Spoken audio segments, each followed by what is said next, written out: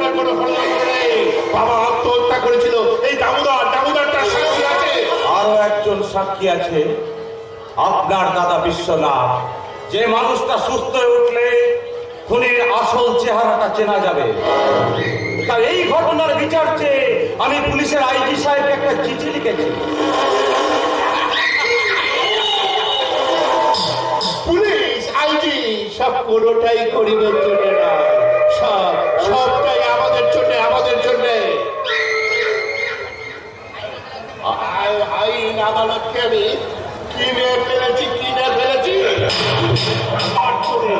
টাকায় বিছানা কিনতে পাওয়া যায়, কিন্তু ঘুম কিনতে পাওয়া যায় না। আজ থেকে আমি আপনার সেই রাতের ঘুমটা কেড়ে নিয়ে গেলাম।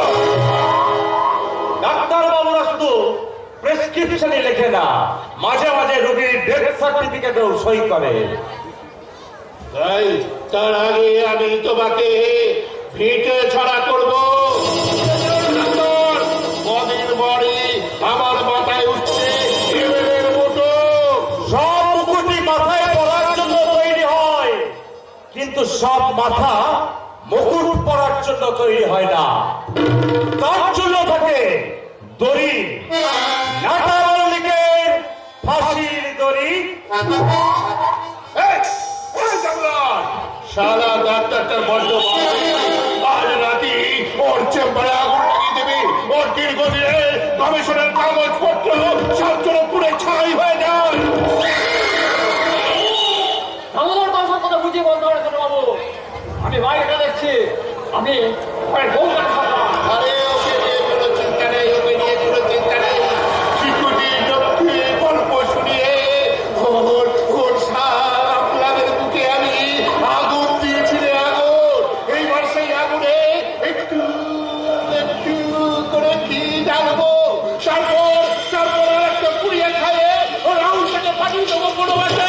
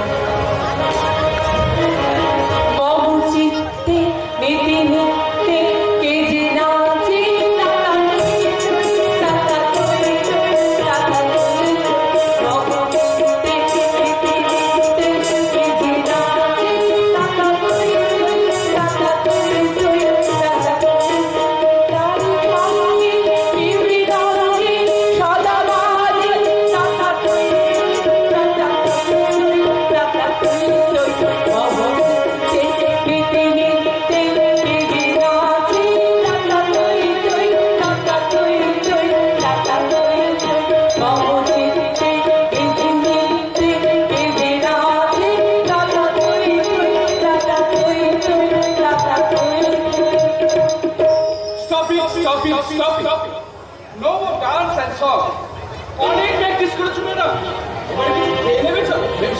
এই যে রাজাদা, আমি তোমাকে কতবার বলেছি না তুমি আমাকে ওই নামে ডাকবে না, তুমি আমাকে মেম সাহেব বলবে না, তুমি আমাকে সপ্তমী বলবে। বললাম মাথা খারাপ। আমি হলাম এবারের চাকর। চাকর কি কখনো তার মালকিনকে নাম ধরে ডাকতে পারে? তোমাকে আমি কতবার বলেছি না তুমি এই বাড়ির চাকর নয়। আজকে ছোট্টবেলা থেকে আমাদের বাবা সবাইকে তিনজন ভাই বোনকে একসাথে মানুষ করেছে। তবু এটা তো সত্যি যে ডাক্তারবাবু আমাকে রাস্তা থেকে তুলে এনে এ বাড়িতে আশ্রয় দিয়েছিলে। হ্যাঁ, ঠিকই বলেছো, রাস্তা থেকে তুলে এনে আশ্রয় দিয়েছি, সমানভাবে দুজনকে স্নেহ ভালোবাসা দিয়েছে এবং একই সঙ্গে সবাইকে স্কুলে ভর্তিও করে দিয়েছে। আর আমি স্কুল ফাইনালের আগে সেখান থেকে পালিয়ে এসেছি। মিথ্যে কথা, তুমি সেবারই ফার্স্ট হয়েছিলে বলে, আমার ছাড়া দুঃখ পেয়েছিলে বলে তুমি পড়াশোনা ছেড়ে দিয়েছিলে। অত শত বুঝি না, এ বাড়িতে থেকে তোমাদের সকলের সেবা করি আমি আনন্দ পাই। আর সেই থেকে দাদা তোমাকে একদম সহ্যই করতে পারো না। আর কেমন যেন তোমার সঙ্গে তোমার ওই জীবন ভিতরে এত ভালোবাসে, এত সুন্দর করে তুমি ফসল ফলাও কি করে? यहाँ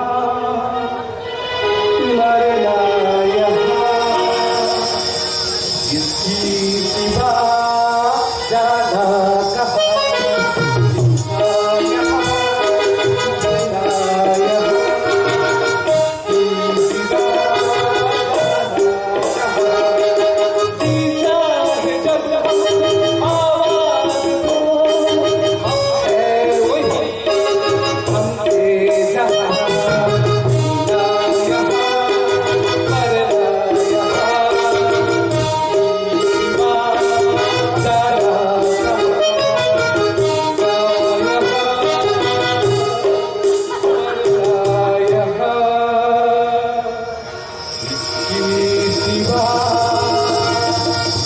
জানা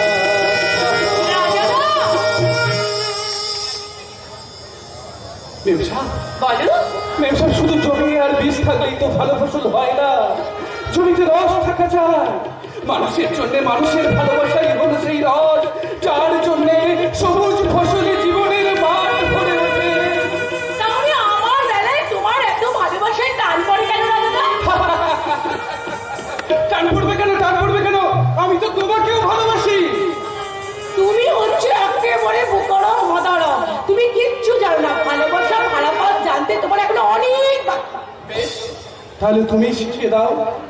শোনো না দাদা, এগুলো কাউকে শেখাতে হয় না, বুঝেছ? জানো, ওই যে আমাদের সূর্যের আকাশে যখন রামধনু ঘটি, তখন একটা সাদা আলু আলাদা হয়ে যায়, আর ঠিক তেমনিও ভালোবাসার রঙে একটা আলাদা আলু হয়ে যায়। এগুলো কাউকে শেখাতে হয় না দাদা। সর্বনাশ, এই ওসব নেশা টেশাকে আমি ভীষণ ভয় খাই। এই তো সেদিন রাত্রে দাদাবাবু নেশা করে বাড়ি ফিরে এসেছিল। সারা রাস্তায় বোনের কাছে আমাদের নালিশ করা হচ্ছে। এই যে নালিশ করতে হবে জানো, তুমি উন্নতির জন্য উঠতে উঠতে তুমি নেশা করো যে, সেটা সবাই জানতে। আমি কোনো ফালতু পাবলিক নই, গ্যালাক্সি নাইট ক্লাবের ম্যানেজার। এই এই বেটা, চা চা বাকি তোরা বলিস করি। Yes sir, I am always at your service. হাজলামি বন্ধ করে দোকান থেকে আমার জন্য এক প্যাকেট সিগারেট নিয়ে আসবি। জো হুকুম জাহাপনা। দাও 50টা টাকা দাও। টাকা কিসে? ওখানে তো বাবার নামে খাতা খোলা আছে, দিনে 2 প্যাকেট তুই বাবার জন্য নিয়ে আসিস। না মানে বলছিলাম, বিড়ি সিগারেটটা বাবার ঘাড় ভেঙে খাওয়াটা কি ঠিক হবে? কেমন বুঝছো? আবার বাবার কথা কি খাবো না খাবো সেটা আমি বুঝবো। তাছাড়া সন্তানের জন্ম দিলে তার ভরণ পোষণের দায়িত্বটা বাবাকে নিতে হয়। সে ঠিক আছে, ঠিক আছে, ঠিক আছে, কিন্তু বাবার পয়সায় কেনা সিগারেটে একটু সাবধানে আগুন দিও ছোট সাহেব। নিজের মুখটা পুড়িয়ে যেন হনুমানের যাতে উঠতে না হয়। সবাই ওকে লাই দিয়ে মাথায় তুলেছে। একসাথে ওঠা বসা, এক টেবিলে খাওয়া দাওয়া, ওসব আর চলবে না। এবার বাবাকে বলতে হবে কচুকার ছাই গেল তুই মানায়। ওসব কথা বলতে গেলে মজার চলছে। তুমি আর ঠাকুর মতো বাবার সামনে কেঁচো হয়ে থাকো, আর সেই জন্য তো ছোট লোকটা তোমার এইভাবে অপমান করে। এই যে হাই হিল পায়ে দিয়ে ওই হ্যালো আর হাই বলে কিছুটাই বড় হতে পারবে না বৌদি, বুঝছে? আগুন জ্বলতে হলে না শুকনো কাঠের প্রয়োজন হয়, আগুন জ্বলতে কোনোদিন ভেজা কাঠ দরকার হয় না। কালে কিন্তু লোকের চলে আর পকেট চলে, চোখ ভেজাতে হয়। মুখ সামলে কথা বলবি সব তুমি। বলে যাস না আমরা তো গুরুজন। আরে সেই গুরুজন বলেই তো আমি বলছি, আমি শুধু ছোটটা তোদের সামনে একটা মাত্র আয়না দখল করেছি, সেই আয়নায় তোরা কালো মুখ দেখছিস, তাই না? ওই দেখো কথাগুলো শুনলে, আমাদের সবার মুখ কালো, আর উনি একমাত্র ভালো। এই যে বৌদি শোনো, তুমি জানো আমার ওই প্রতিনিয়ত সহ্য করতে না পেরে পুরাণের সতীর মগ্ন না হয়ে তুমি জানো তুমি আমার দেহ থেকে কথাগুলো শুনলে আমার মাথার মধ্যে যন্ত্রণা শুরু হয়ে যায়। এবার মনে আমি পাগল হয়ে যাবো। না না বৌমা, বাড়িতে বিনা পয়সার ডাক্তার থাকতে কোনো রোগ ব্যাধি তোমাকে স্পর্শ করতে পারবে না। এই ওষুধটা তুমি খেয়ে নাও। তাই দিন বাবা, তাই দিন। আমি একমাত্র আপনার ওষুধেই ভালো থাকি। বাপের বাড়ি থাকতে কত বড় বড় ডাক্তার দেখিয়েছি বাবা, কাজের কাছ থেকে কিছু হয়নি বাবা। আসলে তুমি যে আমাকে ভীষণ ভক্তি করো বৌমা, সেই ভক্তির জোরেই তো ওষুধটা কাজ করে। আসলে কি বলুন তো বাবা, আমি বড় বংশের মেয়ে, স্বামী ভাসুর দেওর ননদ সবার সেবার যত্ন নিয়ে আমি এই বাড়িতে এসেছি।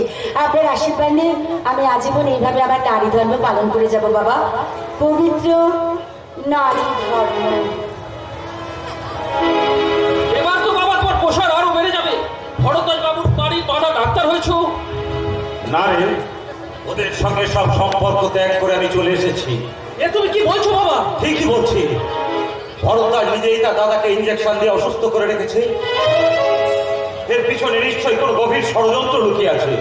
তোমার কি, তুমি চিকিৎসা করবে, তারপরে মোটা মোটা টাকা দিয়ে তুমি বাড়ি ফিরবে। আমি ডক্টর নই, আমি ডাক্তার, আর আমি তাদের চিকিৎসা করি। তারা খরিদ্দার নয়, তারা রোগী।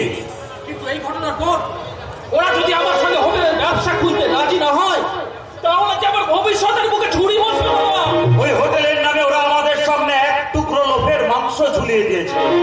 আর তুই আদর্শ আর বিবেকের হাত দুটোকে মাটিতে নামিয়ে চার পায়ে হেঁটে চলেছিস সেই মানুষের টুকরের দিকে। কিন্তু আমি কিছুতে এই পয়সার চোখে আমার মূল্যবোধকে বিসর্জন দেব না। আজকের যুগে তোমার এই মূল্যবোধের কোনো দাম নেই বাবা। আজকের যুগে যে যত গরিবের রক্ত চোষা সুখ খেতে পাবে সেই তত বড় ডাক্তার। কিন্তু সেই ডাক্তার বাবুর ছেলেরা যখন ভাত খেতে বসে তখন সেই ভাতের গায়ে যে গরিবের লাল রক্ত লেগে You shut up! তুমি কোন সাহসে কেন এসেছো? কে তুমি? জানি না, আজকাল মাথার মধ্যে কেমন যেন সব গোলমাল হয়ে যায়। আমি কে, কোথা থেকে এসেছি কিছুই তো আমার মনে পড়ে না। তবে আপনাদের কথা শুনতে শুনতে মনে হলো অনেকদিন আগে আমি একজন ডাক্তার ছিলাম। ডাক্তার ছিলেন? কবে, কোথায়, কোন হাসপাতালে? না না, হাসপাতাল না না, আমার নিজের একটা নার্সিং হোম ছিল। বিরাট বড় বাড়ি ছিল, 2-3খানা গাড়ি, অনেক টাকা পয়সা, আর আর ছোট্ট একটা ফুলের মতো মেয়ে ছিল আমার। স্বপ্ন অনেক দূরে কলকাতা শহরের হোস্টেলে থেকে পড়াশোনা করতো। ঈদ মহরমের ছুটিতে সে বাড়ি আসতো। তাই নাকি? তারপর সে মেয়ে এখন কোথায়? বলবো, আমি সব বলবো, আস্তে আস্তে আমি সব বলবো। আস্তে আস্তে না আমার সব কিছু ছবির মতো মনে পড়ে যাচ্ছে। আমার সেই নার্সিং হোমে কোনো রোগী ভর্তি হলে আমি সেই রোগীটাকে কষায়ের মতো কাটাছেড়া করতাম। দরকার না থাকলে মিথ্যা কথা বলে আমি অপারেশন করতাম আর টাকা নিতাম। নর্মাল ডেলিভারির সুযোগ থাকলেও আমি তাকে সিজারিয়ান করাতাম, বেআইনি গর্ভপাত করাতাম, আর মুঠো মুঠো টাকা নিতাম, লক্ষ লক্ষ টাকা। তাহলে আজ পাগল হয়ে পথে পথে ঘুরে বেড়াচ্ছ কেন? ওটাই তো আমার জীবনের সব থেকে মজার গল্প স্যার। একদিন রাত্রে একটা লোক এলো, ডাকাতের মতো তার বিশাল চেহারা। বলো বলো, আমি মানুষ খুন করে এসেছি ডাক্তার বাবু, আমাকে এমনি বাঁচান। আমি তাকে জিজ্ঞাসা করলাম আমি কেমন করে বাঁচাবো। সে বললো খুনটা করেছি আমি গতকাল রাত্রে। আমি 7 দিন আগের তারিখ দিয়ে আপনার নার্সিং হোমে আপনি ভর্তি করে দিন। আর সেই সার্টিফিকেটটা রেখে আমি পুলিশের হাত থেকে বেঁচে যাবো। একজন ডাক্তার হিসেবে আপনি নিশ্চয়ই সেই কাজ করেননি। কেন করবো না? লোকটা যে আমার হাতে 50 লক্ষ টাকা গুঁজে দিয়েছিল, আর যে টাকার নেশায় আমি না অনেক আগে আমার ডাক্তারের ধর্মটা ভুলে গেছিলাম। তাই তো লোকটাকে ব্যান্ডেজ দিয়ে ভর্তি করলাম, শরীরে 2-1 জায়গায় কাটা ছেঁড়া করে ব্যান্ডেজও বেঁধে দিলাম। আর পরদিন সকালে লোকটা চলে গেল। আর সেদিন সন্ধ্যায় আমার বাড়িতে পুলিশ এলো। পুলিশ এলো কেন? ওরা কি সব জানতে পারছিল? ওরা একটা ডেড বডির পোস্টমর্টম করার জন্য আমাকে ওরা নিয়ে যেতে এসেছিল। রাস্তাটা ঘরের টেবিলে সাদা চাদরে মোড়া একটা লাশ পড়ে আছে। অফিসার বলল 2 দিন আগে কে নাকি মেয়েটাকে ধর্ষণ করে গলা টিপে খুন করেছে, ছুরিটাও ধরা পড়েছে। আমি আস্তে আস্তে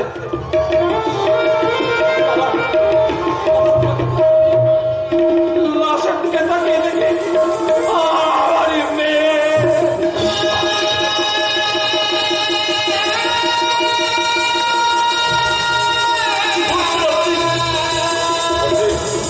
পরদিন পাগলের মতো ওই আদালতে গিয়ে দেখি সেই লোকটা কাঠগড়ায় দাঁড়িয়ে হা হা হা করে হাসছে। আমারই মেডিকেল সার্টিফিকেটটা দেখে আমারই মেয়ের খনি বেকসুর খালাস হয়ে চলে গেল স্যার, বেকসুর খালাস হয়ে চলে গেল। আর আমি সেই 50 লক্ষ টাকা নিয়ে মার্বেল পাথর কিনে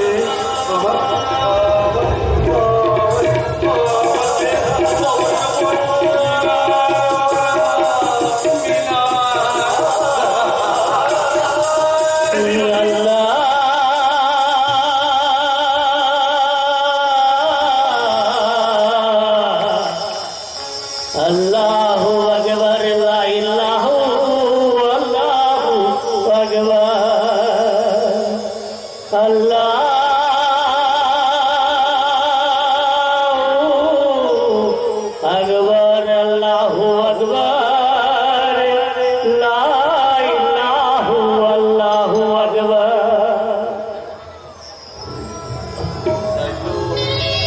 তাই তো আমি এদেশের সব ডাক্তার বাবুদের অনুরোধ করছি, টাকার জন্য কোনো বেআইনি কাজ করবার আগে একবার এই মেহের আলীর মুখটা মনে করবেন। রোগীর রক্ত চুষে খাওয়ার আগে একবার ভাববেন এই রক্তটা হয়তো আপনার সন্তানের রক্ত। নাহলে নাহলে আপনাকে হয়তো আমার মতো চিৎকার করে বলতে হবে, সব ঝুট হ্যাঁ, সব আচ্ছা, সব ঝুট হ্যাঁ, সব